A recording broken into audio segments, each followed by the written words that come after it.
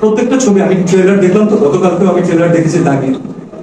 It's a fantastic trailer. আমার কাছে গল্পটা আমার কাছে খুব ইন্টারেস্টিং মনে হয়েছে, বরবাদ আমার কাছে ইন্টারেস্টিং মনে হয়েছে। সো প্রত্যেকটা ফিল্ম তার নিজস্ব একটা অডিয়েন্স ক্যারি করবে, আমি এটা জানি। আর আমি আমার নিজের ছবির গল্প জানি, তো বাকি দুইটা ছবি অথবা তিনটা ছবির থেকে আমার গল্প আলাদা।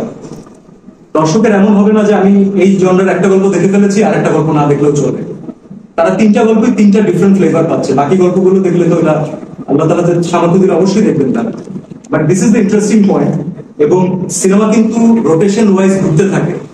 একটা সিনেমার সাকসেস কিন্তু ডিপেন্ড করে হচ্ছে লং রানে। আমার মনে হয় স্ক্রিপ্টিং এর সময় আমরা যে কথাটা বলি, আমাদের স্ক্রিপ্ট রাইটার মেহেদী হাসান মুন, তার খুব পছন্দের একটা লাইন আছে যে this is not a sprint, this is a marathon.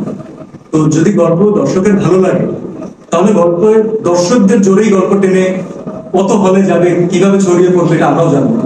So we are waiting for the magic. সিনেমার বাজেটটা একটা অনাকাঙ্ক্ষিত কথা শুরু করে, একটা আলোচনা শুরু করে, যেটা এই মুহূর্তে আমার প্রয়োজনই নেই। সিনেমার বাজেট যদি আপনি আমাকে রিয়েলি জানতে চান, যেটা আমাদের মেকিং কস্ট, যেটা আমাদের ইনভেস্টমেন্ট আমি বলবো প্রডিউসারের, সেটার বেশ অনেকাংশ আমরা অলরেডি রিকভার করেছি, বাট আমরা চুপচাপ ছিলাম। তার একটা বড় কারণ হচ্ছে আমরা যেহেতু অনেকদিন ধরে স্ক্রিপ্ট রাইটিং এর সময় দিতে পেরেছি, আমরা প্রথম দিন থেকে জানতাম যে কোন কোন ব্র্যান্ড আমাদের সাথে অ্যাসোসিয়েটেড হচ্ছে। তো আমরা কোনো ব্র্যান্ডকে ফোর্সফুলি ইন্ট্রোডিউস করিনি, কিন্তু ভেরি স্মার্টলি আমরা অনেকগুলো সুন্দর প্লেসমেন্ট নিয়ে ডিল করেছি।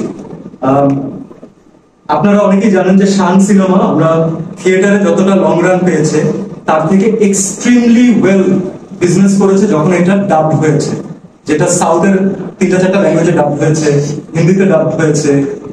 তো বিভিন্ন ভাবে সামহাউ ছবিটা ছড়িয়ে গেছে। যে কোম্পানি সেই ছবিটা ছড়িয়ে দিয়েছিল, যারা কিনেছিল ছবিটা, তারাই রাহিমের পরবর্তী ছবির কাজ যখন হচ্ছিল, পোস্ট প্রোডাকশনের কাজ, তারা তখন দেখেছেন এবং তাদের কাছে মনে হয়েছে যে আগের ছবির থেকে এটার সাবজেক্ট ম্যাটার আরো ভালো। তো তারা এবারও সেই রাইটস কেনার জন্য আলহামদুলিল্লাহ সেই ইচ্ছা পোষণ করেছেন।